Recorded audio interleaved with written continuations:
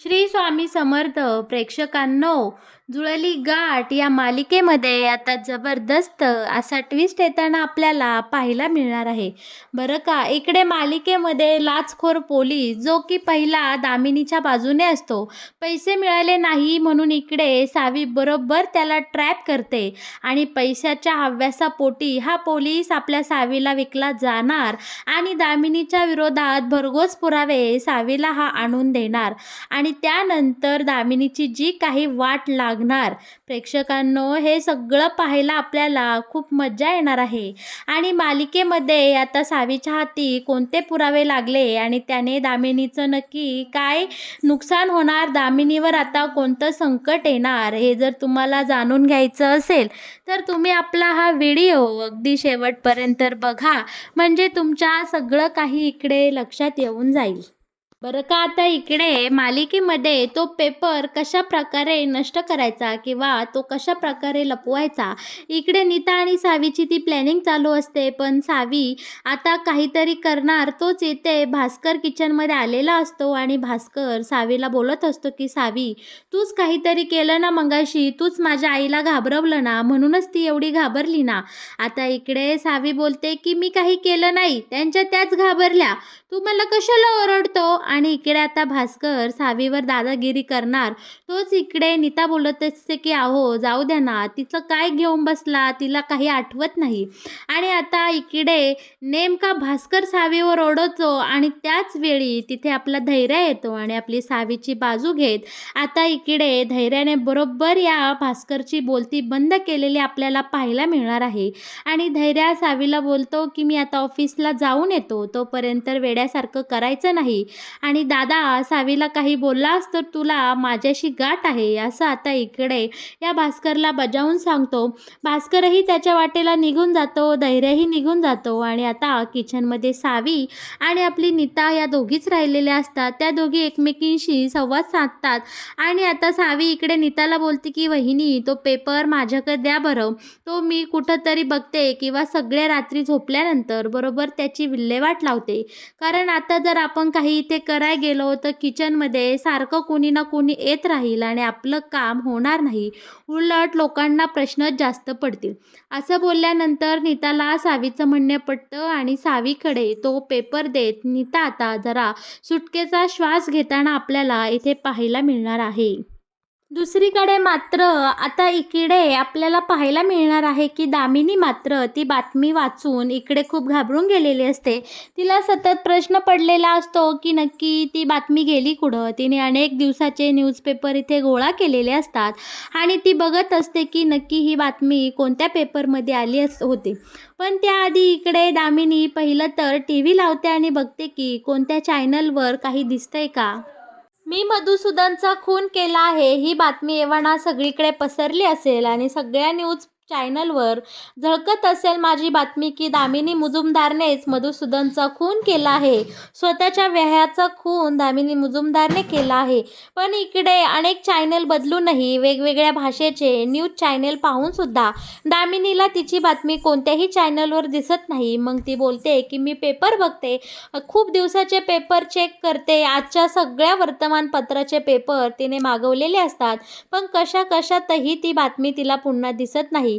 यामुळे दामिनी खूप डिस्टर्ब झालेली असते. तिला नक्की काय करावं काय नाही हे सुधरत नसतं. ती विचार करत असते की असं कसं काय झालं, मला काय दिवसाढवळ्या इकडे स्वप्न पडू लागली की भास होऊ लागले, पण मला चांगलं आठवतंय तो भास नव्हता, मी ती बातमी स्वतः ऐकली होती. आणि इकडे आता दामिनीला खूप त्रास होताना आपल्याला पाहायला मिळणार आहे. त्या बातमीचा विचार करून तिचे जी काही कर्म असतात ती फिरून आता दामिनीका आलेली असतात आणि या सगळ्या त्रासामध्ये आता दामिनी खूप डिस्टर्ब झालेली आपल्याला पाहायला मिळणार आहे. दुसरीकडे नाना त्या पोलिसांची गाठ घेऊन आता इकडे त्या पोलिसांना एक महत्त्वाचं कामसाठी करण्यासाठी आलेला असतो. पण पोलिसांनीच इकडे नानाला सरप्राईज दिलेलं असतं. ते म्हणजे एक कॉन्टॅक्ट लिस्ट दिलेली असते. ज्या मुलाच्या फोनवरून इकडे दामिनीला फोन गेला होता, त्या मुलाच्या आयुष्यात जेवढ्या काही मुली आहेत, त्याची जेवढी काही अफेअर्स आहेत, ते सगळे नंबर आता इकडे या बावस्कर पोलिसांनी नानाला आणून दिलेले असतात. पण नाना बोलतो की ऐक, अजून एक काम आहे तुमच्याकडे, हा नंबर घ्या, या 2 तारखा घ्या आणि या 2 तारखेला हा नंबर कुठे कुठे गेला या सगळ्याचे डिटेल्स मला हवे आहे. पण पोलीस इकडे बोलतं की नाना, एक्स्ट्रा कामाचे एक्स्ट्रा पैसे लागतील, पैसे मिळाल्याशिवाय मी तुमचं काम करणार नाही. त्यानंतर आता इकडे नाना पोलिसाला बोलतो की पैशाचाच विषय आहे ना, पैसे आत्ता मिळून जाईल. तो इकडे दामिनीला फोन करत असतो. नाना फोनावर फोन दामिनीला करत असतो, पण दामिनीचं चित्त मात्र इकडे थाऱ्यावर नसतं. ती तिच्या भानातच असते. तिने जी बातमी वाचली आहे त्या बातमी नक्की कोणत्या पेपरमध्ये आली, ते कसं घडलं, या सगळ्या विचाराने अगदी दामिनीला इकडे वेळ लागायची पाळी आलेली असते. तिला कोणाचा फोन येतोय जातो याच्याशी काहीही घेणं देणं नसतं. बरं का, पोलिसांना आता पैसे मिळाले नाही यावर पोलीस बोलतो की नाना, तुमचं पुढचं काम माझ्या हातात पैसे आल्यानंतरच होईल. आणि त्यानंतर पोलीस तिथून निघून जातो. थोड्या वेळाने नानाने पुन्हा एकदा इकडे आपल्या दामिनीला कॉल केलेला असतो आणि सगळा घडला प्रकार सांगितलेला असतो. आणि हा सगळा कॉल इकडे सावीने बरोबर ट्रॅप करून ऐकलेला असतो. नाना बोलत असतात की पोलीस बोलला आहे की पैसे मिळाल्याशिवाय पुढचं काम करणार नाही. पैशासाठी तो पोलीस अडून राहिला आहे. तुम्ही का बरं फोन उचली ना मॅडम, नक्की काय झालं? बरं का प्रेक्षकांनो, आता इकडे दामिनीची झालेली अवस्था, दामिनी सगळं काही नानाला सांगते आणि हे सगळं सावी ऐकत असते. सावीच्या एक गोष्ट लक्षात आलेली असते, ती म्हणजे हा पोलीस लाचखोर आहे, ह्याला काही पैसे चारले तर हा आमच्या बाजूनेही होईल आणि पोपटासारखा बोलू लागेल.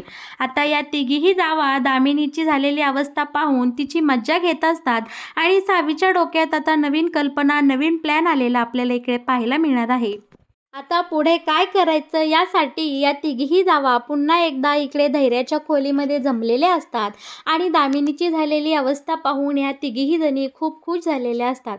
आता या दोघीही जणी त्यांच्या मनातलं व्यथा आणि दुःख सांगतात की अगं सावी, आम्ही जेव्हा लग्न करून या घरात आलो ना, या घरच्यांनी आम्हा सगळ्यांना खूप छळलं गं.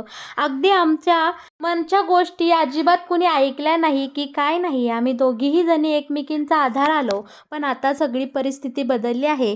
ज्या आईने आम्हाला त्रास दिला, ज्या सासूने आमचा छळ केला, तिलाच आता अशा दुःखामध्ये पाहून खरंच आज आमच्या मनाला खूप आनंद मिळाला आहे आणि हे सगळं खरंच तुझ्यामुळं झालं आहे.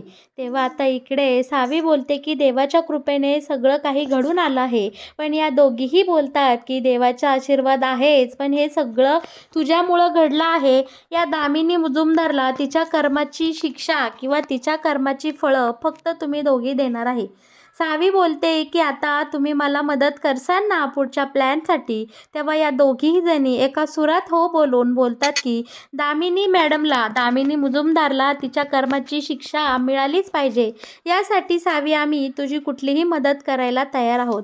आता सावी बोलते की पुढचा प्लॅन आपल्याला उद्याच करायचा आहे, कारण लोहा गरम है तो हथौड़ा मारना ही चाहिए, असं या दोघी एकमेकींना म्हणत आता इकडे ठरवतात की आता आई घाबरल्या आहे. पुढचा वार त्यांच्यावर लगोलग केला तरच आपला काहीतरी फायदा होणार आहे. पण सावीच्या एक गोष्ट लक्षात आलेली असते, ती म्हणजे तो पोलीस, बावस्कर पोलीस. आपल्या सावीने आता खूप मोठी खेळी खेळलेली असते. इकडे लगेच पराग आणि रीनाला कामाला लावून त्या पोलिसांच्या मागावर लावलेलं असतं आणि त्या पोलिसाला इकडे या सावीने ट्रॅप करायला सांगितलेलं असतं की मी तुम्हाला काही पैसे देते.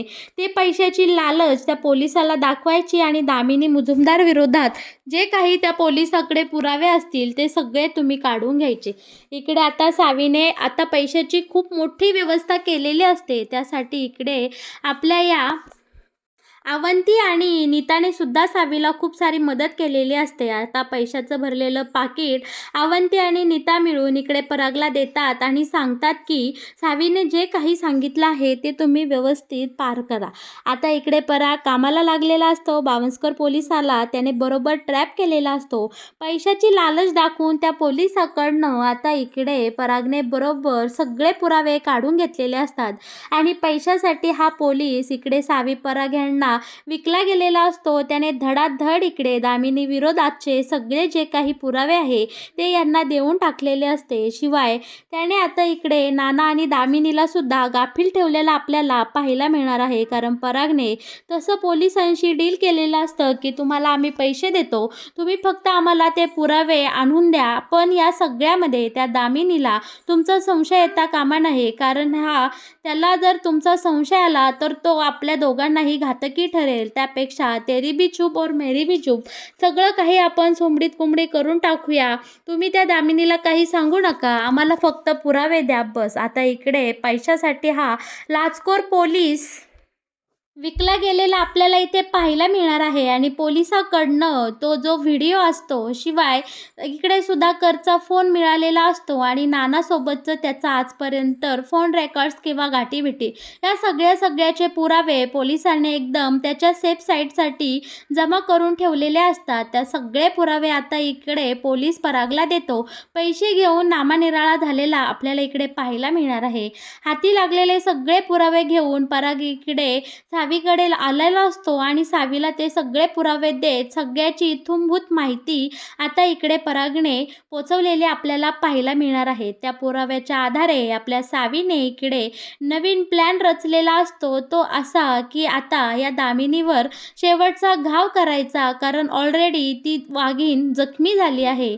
आता दामिनीची बुद्धी चालेनाशी झाली आहे. आपल्याला वेळ न दवडता उद्याच तिच्यावर घाव करायचा, म्हणजे तिला तिचं सत्य तिच्या तोंडीनंच बाहेर पाडायचं.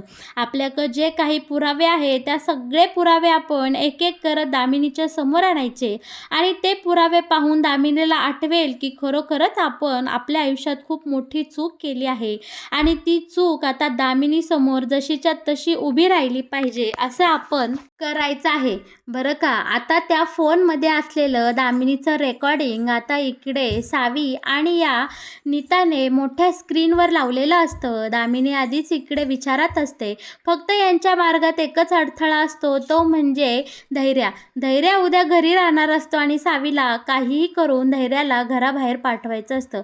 सावीने त्यासाठी एक भन्नाट आयडिया इकडे शोधून काढलेली असते. धैर्य घरून काम करणार असतो तेव्हा आपली सावी तिची आणि धैर्याची जी काही फोटो फ्रेम आहे ती फोडते आणि धैर्याक हट्ट करते की मला ही फ्रेम आत्ताच्या आत्ता नीट करून हवी आहे आणि त्या निमित्ताने आता सावीने धैर्याला घराबाहेर पाठवलेलं असतं.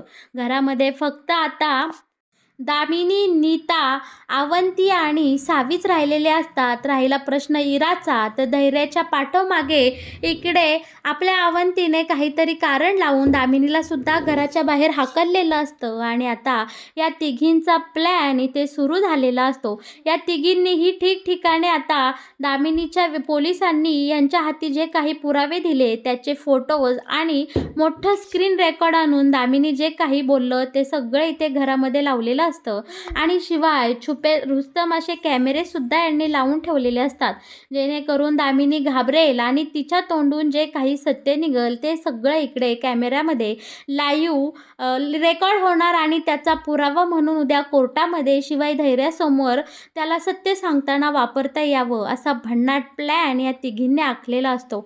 यांनी जसं प्लॅन केलेला असतो अगदी असं घडत गेलेलं असतं. प्रेक्षकांनो, इकडे घरामध्ये कोणी नसतं. दामिनी नाश्त्यासाठी खाली आलेली असते आणि तिच्या समोर आता त्या फोनमधला रेकॉर्ड आवाज आणि ती जे काही बोलले तो मोठा स्क्रीन या तिघींनीही लावून ठेवलेला असतो. आता त्या स्क्रीनवरचं तिचं बोलणं आणि हे सगळं पाहून दामिनी पुन्हा एकदा घाबरून जाते.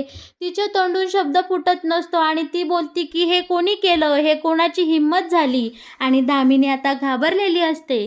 तितक्यात इकडे यांनी सदानंदच्या आवाजाचा AI असे रेकॉर्ड करून घेतलेला असतात आणि बोलत असतात की दामिनी बोल, तू काय केलं? तू माझा खून केला, तू माझ्या मुलीची आणि माझी ताटातूट केली, बरोबर ना?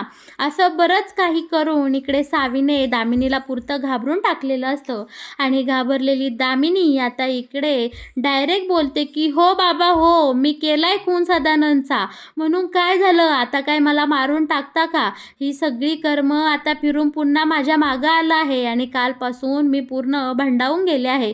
थकले मी आता, झाली माझ्या हातून चूक, केलाय मी त्या मधुसूदनचा खून. प्रेक्षकांनो, आता इकडे सावीच्या हाती जबरदस्त मोठा पुरावा लागलेला असतो. एकतर पोलिसांनी दिलेले अनेक पुरावे, त्यात इकडे दामिनीचं स्वतःचं स्टेटमेंट, हे सगळे भक्कम पुरावे आता सावीच्या हाती लागल्याने ती खूप आनंदून गेलेली असते. अखेरीस आता हे सगळं सत्य सावी आपल्या नवऱ्यासमोर म्हणजे धैर्यासमोर आणणार असते आणि इकडे अवंती, सावी आणि नीता मिळून त्यांच्या सासूला त्याच्या कर्माची शिक्षा देणार तिचं खरं रूप जगासमोर आणणार आणि अखेरीस दामिनीला तिच्या पापाचा शिक्षा मिळणार, तिच्या पापाचा घडा भरणार. हे सगळं मालिकेमध्ये आता प्रेक्षकांनो आपल्याला पाहायला मिळणार आहे. तर मग प्रेक्षकांनो कसा वाटला तुम्हाला इकडे जुळली गाठ या मालिकेत येणारा हा नवीन ट्विस्ट? मालिकेचे असेच नवनवीन अपडेट जर तुम्हाला सगळ्यात आधी जाणून घ्यायचे असतील तर तुम्ही आपल्या व्हिडिओला नक्की लाईक करा आणि हो, आपल्या चॅनलला सबस्क्राईब केल्याशिवाय अजिबात कुठे जाऊ नका. धन्यवाद.